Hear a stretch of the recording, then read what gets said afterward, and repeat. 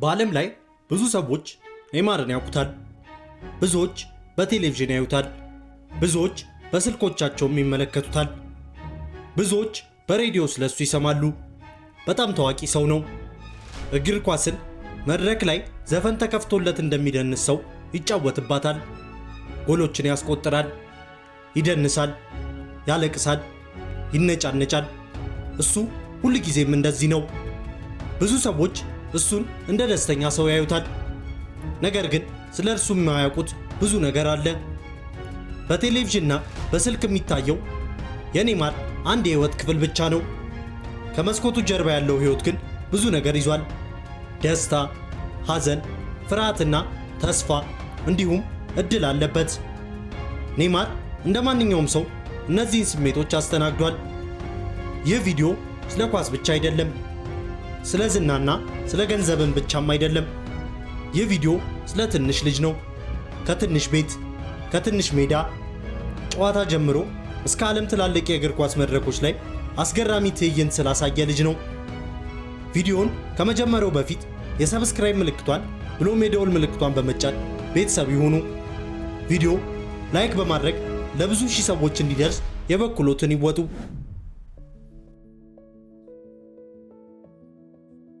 ኔይማር ጁኒየር እንደ አውሮፓውያን አቆጣጠር ፌብሩዋሪ 5 1992 ዓ.ም እግር ኳስ በጣም በሚወደድባትና በሚከበርባት ብራዚል ሀገር ተወለደ። በዚህ ሀገር ልጆች በመንገድ፣ በአደባባይ እንዲሁም በትንንሽ ሜዳዎች ላይ እግር ኳስ ይጫወታሉ። ኔይማርም እንዲሁ ነበር። ገና ከልጅነቱ ጀምሮ እግር ኳስን በጣም ይወድ ነበር። ቤተሰቦቹ ሀብታም አልነበሩም። ቤታቸው ትንሽ ነበር፣ ነገር ግን ብዙ ፍቅር በውስጡ ነበረበት። አባቱ ኔይማርን በጣም ይወደው ነበር። ልጁ በእግር ኳስ ላይ ብቃት እንዳለው ቀድሞ አይቶም ነበር። ኔይማር ኳሱን የሚቆጣጠርበት መንገድ፣ የሚመታበት መንገድና የአእምሮ ፍጥነት አባቱ ተመለከተ። ተመልክቶም ችላ አላለውም። ልጁን የእግር ኳስ ማሰልጠኛ አስመዘገበው። የኔይማር አባት ልጁን ከኳስ ጋር ለማገናኘት ብዙ ነገር አድርጓል። ስራውን አቋርጦ ወደ ማሰልጠኛ ማድረስ፣ የማሰልጠኛውን ወርሃዊ ክፍያ እየተበደረ መክፈል፣ እንዲሁም ብዙ ነገሮችን ያደርግ ነበር።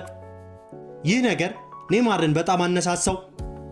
አባቴ ለኔ ይህን ሁሉ ነገር እያደረገልኝ እኔም መሞከር አለብኝ የሚለው ሐሳብ ጭንቅላቱ ላይ ተቀረጸ። ኔይማር በሚሰለጥንበት ማሰልጠኛ ውስጥ ከሚገኙ ልጆች ሁሉ ትንሹ ልጅ እሱ ነበር። ከሱ የተሻሉ ልጆች በማሰልጠኛ ውስጥ ነበሩ። ነገር ግን እርሱ ከነርሱ የሚበልጥበት አንድ ነገር ነበረው። እርሱም ለእግር ኳስ ያለው ልዩ ፍቅር ነው። ገንዘብ ስለሌለው አይጨነቅም። ልብስ ስለሌለውም አያስብም ነበር። ለእርሱ ኳሷ ብቻ በቂ ነበረች። በአንዳንድ ቀኖች ድካም ይሰማው ነበር። ነገር ግን አባቱን ሲያይ እንደገና ኃይል ያገኝ ነበር። ጊዜያትን እየወለዱ ሰዎች የኔይማርን ስም መስማት ጀመሩ። ኔይማር የተባለ ትንሽ ልጅ የሚከተለው የኳስ አጨዋወት በጣም የሚገርም ነው ተባለ። በሜዳ ላይ ሲጫወት እርሱን ለመመልከት ሰዎች መምጣት ጀመሩ። ኔይማር ከዚህ በኋላ ትልቅ ዕድልን አገኘ። ታዋቂ ክለብ ወደ እሱ መጣ። ይህ ለቤተሰቡ ታላቅ ደስታ ነበር። እርሱ ከዚህ በኋላ ልጅ አይደለም፣ የቤተሰቡን ኃላፊነት የተሸከመ አባወራ እንጂ። ተጠያቂነት ነበረበት። ራሱን መጠበቅ ነበረበት። ይህ የኔይማር የመጀመሪያ የህይወት ክፍል ነው። ቀላል፣ ድሃ፣ ነገር ግን ሙሉ ተስፋ የነበረበት የህይወት ክፍል። ከዚህ በኋላ ግን ህይወቱ ተቀየረ። ገንዘብ፣ ዝናና የቅንጦት ህይወት መጣ።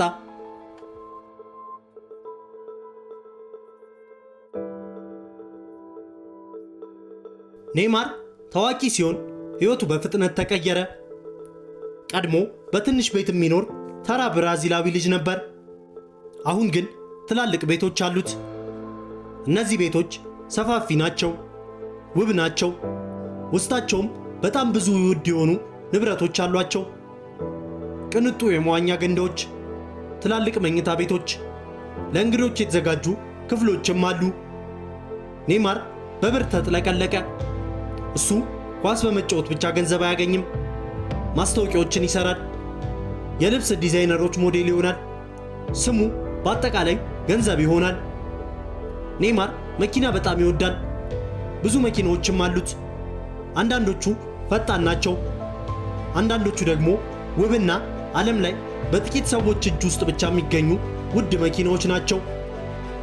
በዚህም ተግባሩ ብዙዎች ይህ ልክ አይደለም፣ በጣም ቅንጡ መሆን የለበትም ይላሉ። ኔይማር ግን እርሱ ያገኘውን ነገር እንዳለ ፈጣሪ እንደሰጠውና የልፋቱ ውጤት እንደሆነ ያምናል። ኔይማር ሌላ በጣም የሚታወቅበት ዘርፍ በመዝናናትና ቆንጆ ሴቶችን በማፈን ነው። ለሱ የቅንጦት ኑሮ ማለት መዝናናትም ነው። ወደ ተለያዩ ሀገሮች ጉዞ ማድረግ፣ በግል መርከቦቹ ወደ ባህርና ደሴቶች መሄድ፣ ከጓደኞቹ ጋር ሙዚቃ ከፍቶ መደነስ፣ መሳቅ የሱ ሌላኛው ውድ የህይወት ክፍሎቹ ናቸው። ኔይማር በጣም ዝነኛ ሰው ነው። በዚህም የተነሳ ብዙ ቦታዎች በሚሄድበት ጊዜ ሰዎች ይጠሩታል፣ ፎቶ እንነሳ ይሉታል፣ ግርግር ይፈጥሩበታል። ይህም ለሱ ትንሽ ነፃነት እንደማይሰጠውና ዝነኛ መሆኑ አንዳንዴ እንደሚያደክመው ይናገራል። አንዳንድ ጊዜም ብቻውን መሆን እንደሚፈልግ በአንድ ወቅት በሰጠው ቃለ መጠይቅ ላይ ተናግሯል። ኔይማር የሚለብሳቸው ልብሶችና የሚጫማቸው ጫማዎች በጣም ውድና ብራንድ ናቸው።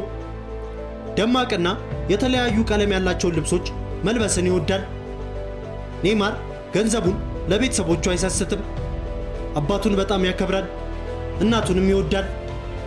በትንሽነቱ አባቱ ለሱ ያደረገለትን ነገር መቼም ቢሆን አይረሳውም። ገንዘቡን ከቤተሰቡም አልፎ ለብዙ በጎ አድራጎት ነገሮች ያውላል። ከእነርሱም አንዱ ለልጆች የኳስ መጫወቻ ሜዳዎችን መገንባት ነው። የቅንጦት ኑሮ ውብ ነው፣ ነገር ግን ሁሉንም ነገር አይሞላም። ከዚህ ሁሉ ነገሮች ጋር አብሮ ጫና ይመጣል።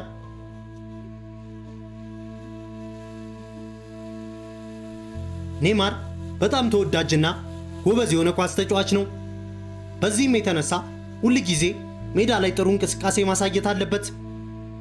ሰዎች ኔይማርን ብዙ ጊዜ በቴሌቪዥን ሲያዩት ሲጫወት፣ ሲስቅ፣ ጎል ሲያስገባ ከሱ ብዙ ነገር ይጠብቃሉ።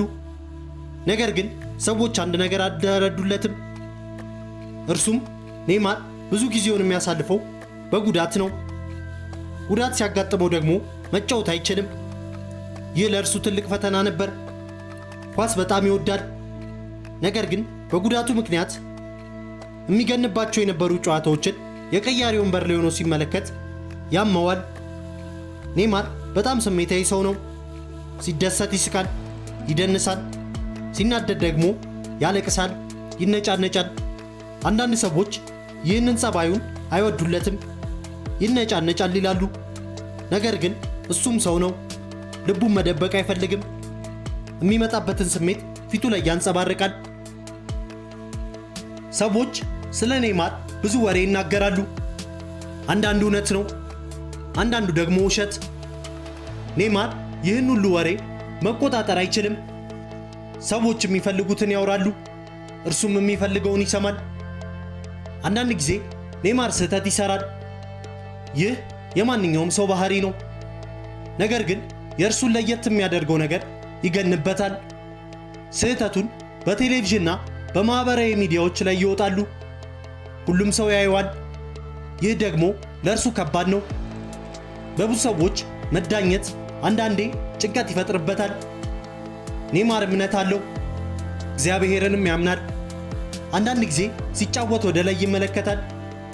ሲደክም ደግሞ ያመነው ፈጣሪ ያግዘዋል። ለዚህም ነገር ሁል ጊዜ አመስጋኝ ነው። ከዚህ ሁሉ ነገር በኋላ ራሱ ኔይማር ሕፃንነቱን አይረሳም። ከድህነት እንደመጣ ያስታውሳል። ኔይማርን ስንመለከት ብዙ ነገር እንመለከታለን። ደስታ፣ ሐዘን፣ ንዴት፣ ብቃትና ተስፋን እናያለን። ኔይማር ከትንሽ ዕድሜው ጀምሮ ታላቅ ሰው ሆነ።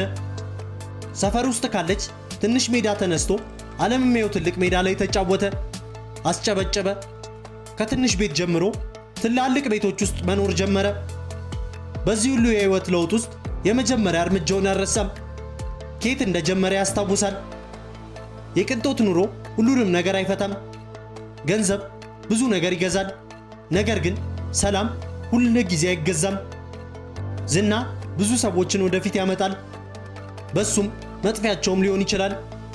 ኔይማር ግን እነዚህን ሁሉ ነገሮች አስታርቆ መራመድ ችሏል። ከዝና ጀርባ የሚኖረው ህይወት አለው። ዝም ብሎ የሚያስብበት ጊዜ አለ። ራሱን የሚጠይቅበት ጊዜ አለ። እኔ ማን ነኝ? የምፈልገውስ ምንድነው? ይላል።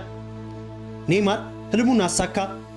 ነገር ግን ህልም በአንድ ቀን የሚገኝ ነገር አይደለም። ቀን በቀን ማለምን ይፈልጋል፣ መጣር ይፈልጋል፣ ራስን ከብዙ ነገሮች መጠበቅ ይፈልጋል። ኔይማር በእነዚህ ደረጃዎች ሁሉ ላይ ተራምዶ አልፏል። ታሪኩን ልብ ብለን ካየነው አንድ መልእክት አለው። ከትንሽ መጀመሪያ አያስፈራም። ድህነት መጀመሪያ ሊሆን ይችላል፣ መጨረሻ ግን አይሆንም። ተስፋ ካለ መንገድ አለ፣ ድካም ካለ ውጤት አለ። ኔይማር ፍጹም አይደለም፣ እኛም እንደዛው። እሱ ይማራል፣ እኛም እንማራለን። እሱ ይወድቃል፣ እኛም እንወድቃለን። እሱ ይነሳል፣ እኛስ? በመጨረሻም የኔይማር ህይወት ስለ ኳስ ብቻ አይደለም፣ ስለ ህልም ነው፣ ስለ ትዕግስት፣ ስለ ሰውነትም ነው። ያልተሰሙ እውነታዎች አሉ። ነገር ግን ለእነዚህ ነገሮች ሁሉ መልሱ አንድ ነው። እሱም እንደኛ ሰው መሆኑ ብቻ ነው። ውድ የፈንዲሽ ኢንተርቴይንመንት ዩቲዩብ ቻናል ቤተሰቦች፣ በዛሬው ፕሮግራማችን የእግር ኳስ ኮከብ ስለሆነው ብራዚላዊው ኔይማር ታሪክ አስቃኘናችሁ። እንደነዚህ አይነት የታዋቂ ሰዎች ታሪክ እንዲሁም አዝናኝ የሆኑ ፕሮግራሞች እንዲደርሷችሁ የሰብስክራይብ ምልክቷን ብሎም የደወል ምልክቷን በመጫን ቤተሰብ ይሁኑ። ሐሳብ አስተያየታችሁን በኮሜንት ሴክሽን ላይ ያጋሩን።